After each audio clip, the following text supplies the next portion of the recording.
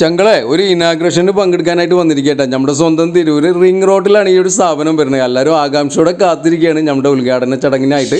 എന്തായാലും ഉദ്ഘാടകന് വേറെ ആരുമല്ല, നമ്മുടെ BP അങ്ങാടി സ്ഥലം ഖത്തീബ് നമ്മുടെ സൈനുലാബിദി ഉദവിയാണ്. അപ്പോൾ ഏതാ സ്ഥാപനം എന്നല്ല, ഇതാണ് നമ്മുടെ സ്ഥാപനം കേട്ടോ. ഓസോ ദ മെൻസ് ഫാഷൻ. നമ്മുടെ 25 വർഷത്തോളം പ്രവൃത്തി പരിചയമുള്ള നമ്മുടെ കോട്ടൺ ഫാബ്രിക്സിന്റെ ഒരു സഹോദര സ്ഥാപനമാണ് ഇത് കേട്ടോ. അപ്പോൾ എന്തായാലും വളരെ